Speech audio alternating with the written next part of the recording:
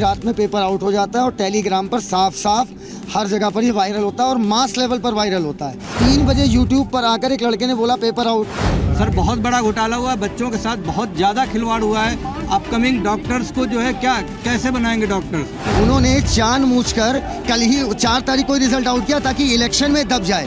हम लोग जो यहाँ पे रीनीट चाहते हैं, बच्चे हमारे चाहते हैं, तो एक बार बच्चों की भी बात सुन ली जाए। बच्चों तुम लोग क्या चाहते हो?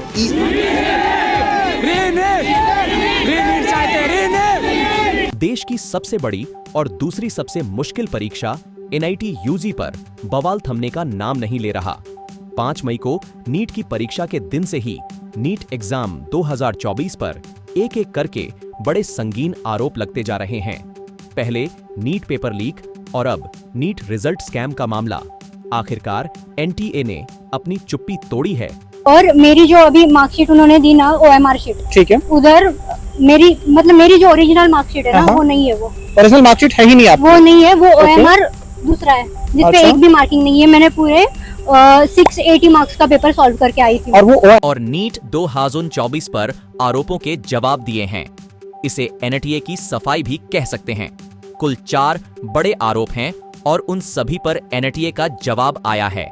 आप भी समझ लीजिए, जब से मेडिकल एंट्रेंस के लिए नेशनल एंट्रेंस कम एलिजिबिलिटी टेस्ट यानी नीट की शुरुआत हुई है।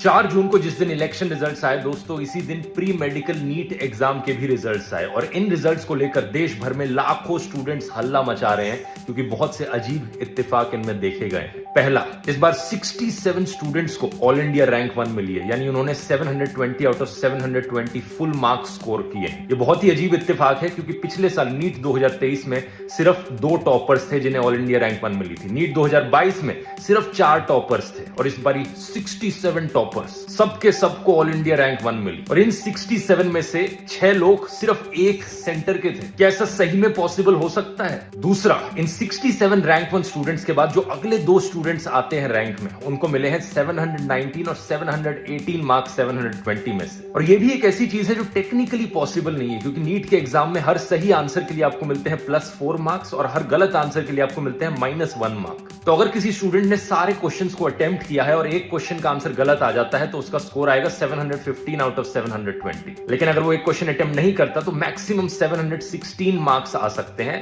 या फिर 720 आ सकते हैं। 718, 19 पॉसिबल ही नहीं है। ये कैसे हो गया? देश की नेशनल टेस्टिंग एजेंसी NTA का कहना है कि ये इसलिए हुआ क्योंकि हमने उन स्टूडेंट्स को ग्रेस मार्क्स दी, उन्हें सफिशिएंट टाइम नहीं मिल पाया अपना एग्जाम पूरा करने का। लेकिन सवाल ये कि एग्जैक्टली कितने ग्रेस मार्क्स दोगे, कितने लॉस ऑफ टाइम के लिए, ट्रांसपेरेंटली नहीं बताया। और तीसरा, रिजल्ट्स की डेट को 10 दिन पहले शिफ्ट कर दिया गया। ये नीट एग्जाम का रिजल्ट एक्चुअली में 14 जून को आना था लेकिन इन्होंने 4 जून को ही रिजल्ट निकाल दिया।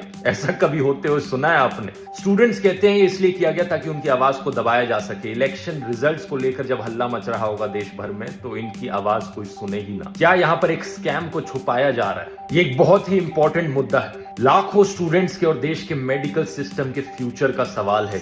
NTA को जवाब देना पड़ेगा। पहली बार कटो नफ इतनी हाई गई है। इसके जवाब में NTA ने कहा है, नीट कट ऑफ कैंडिडेट्स की ओवरऑल परफॉर्मेंस पर निर्भर करती है।